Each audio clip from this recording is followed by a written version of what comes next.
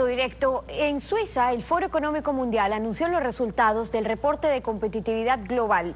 En Ecuador, la entidad asociada al Foro Económico Mundial es la SPAE, la Escuela de Posgrado en Administración de Empresas de la ESPOL. Por eso, hoy, para hacer el análisis de los resultados del informe en lo que respecta a Ecuador, nos acompaña la profesora Sara Wong Chang, PhD en Economía de la Universidad de California, es máster en Economía de UCLA y profesora de la SPAE de ESPOL. Bienvenida a Contacto Directo. Gracias, Esther. Buenos días. Ecuador cae en el ranking de competitividad del Foro Económico Mundial. El foro se vale de 113 indicadores para medir la productividad y estos están agrupados en 12 pilares. En la parte que se refiere a Ecuador, el tercer pilar es el del ambiente macroeconómico. ¿Qué pasa allí con el déficit fiscal, el ahorro nacional bruto, la inflación, la deuda pública, el riesgo país? ¿Qué vemos? Estefi, el tema con el indicador o pilar de macroeconomía es que estamos cayendo. Obviamente este año ha sido problemático. No sé si ustedes pueden ver ahí los indicadores, comparando el año pasado con este año. Claramente se ve que en los 5, o en este caso 4, porque hay un indicador que no tiene datos, hemos caído en el desempeño. Por ejemplo, en el tema del déficit fiscal. El déficit fiscal ha aumentado. El tema de la deuda, la carga de la deuda como porcentaje del PIB ha aumentado. Entonces, la inflación, si bien es cierto, todavía está a niveles bajos porque sencillamente estamos en un esquema de dolarización, ha aumentado un poco. Yo creo que la preocupación fundamental acá es el tema del peso de la deuda y el tema de la caída en el ahorro, que también vemos acá cómo ha caído.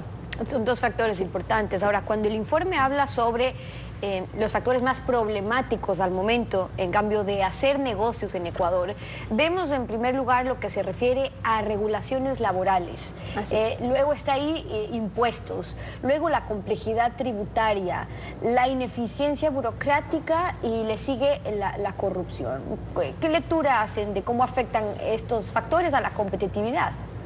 Bueno, de nuevo, yo creo que aquí es interesante ver cómo ha evolucionado ese tema de restricciones laborales. En los últimos 2 años avanza hasta el primer lugar como el factor más problemático a la hora de hacer negocios.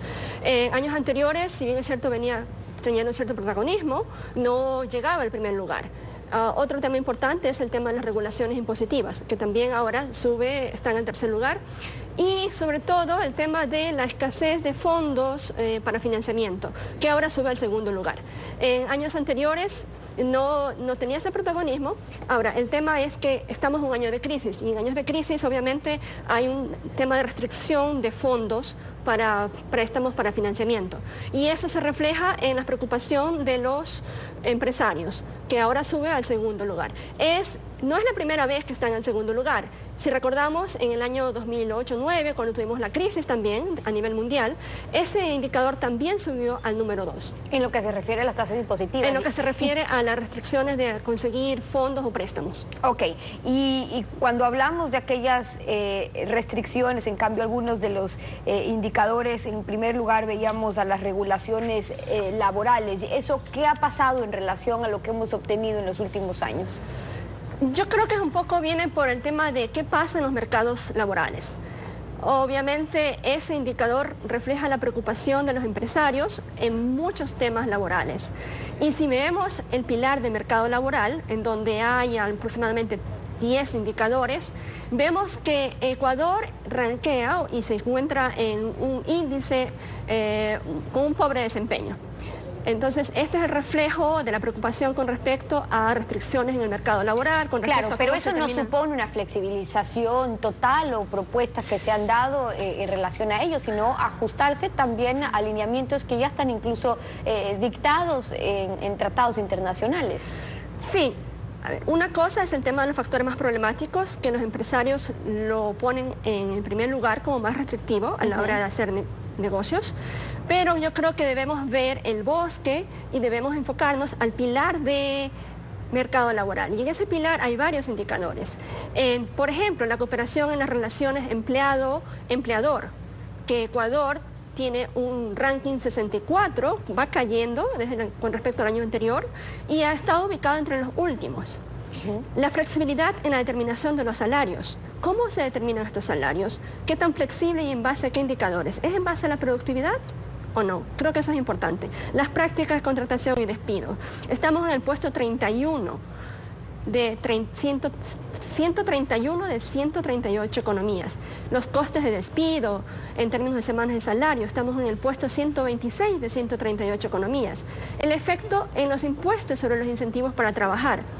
La relación, de nuevo, entre los salarios y la productividad, la confianza en la gestión profesional y, por supuesto, la capacidad del país para retener y atraer el talento. Estos son temas fundamentales. Y en lo que se refiere al marco laboral. Ahora, en el año 2015, en el ranking de competitividad entre 140 estábamos en el puesto 76. Sí. Este año entre 138 ocupamos el puesto 91. ¿Qué nos dice esas 15 posiciones? ¿Es comparable también a lo que ocurre en otros países de la región? Bueno, de hecho, Ecuador es el país de la región que ha caído más puestos.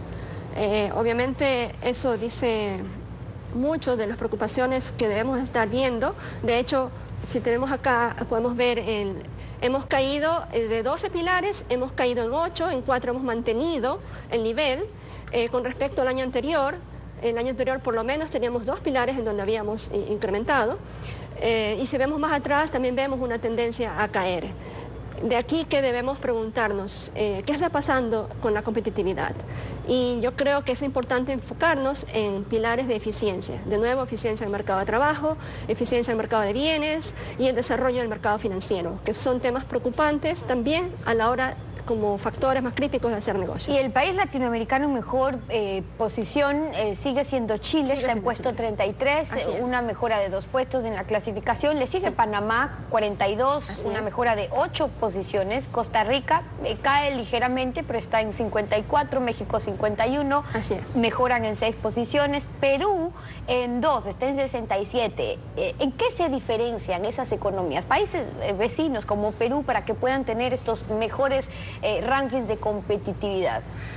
Yo creo que es interesante también mencionar el caso de Colombia. Colombia, a pesar de la crisis y a pesar de tener ciertas medidas como la devaluación, que trató de alguna forma de disminuir el impacto de la crisis en su economía, ha estado trabajando en temas de competitividad a nivel de ciudades, no solo a nivel de país, de manera que este año, a pesar de la crisis, Colombia mantiene su posición.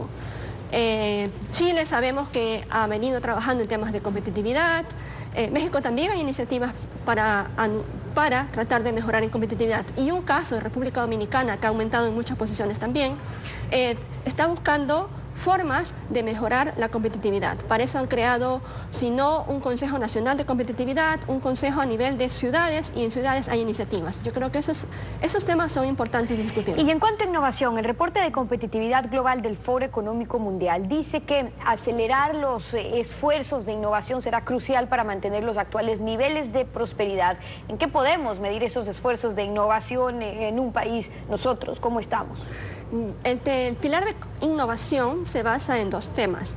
Por un lado tenemos el de la sofisticación en los negocios, que es más en base a innovar en temas de procedimientos, de administración, de temas operativos a nivel de empresas, y el tema de innovación tecnológica, que es el último pilar. Ecuador obviamente tiene esa preocupación y lo está de alguna forma tomando en cuenta a través de mayor inversión en investigación y desarrollo, pero todavía estamos muy por debajo. Yo creo que obviamente no hay que perder de la vista esos factores, esos pilares de innovación.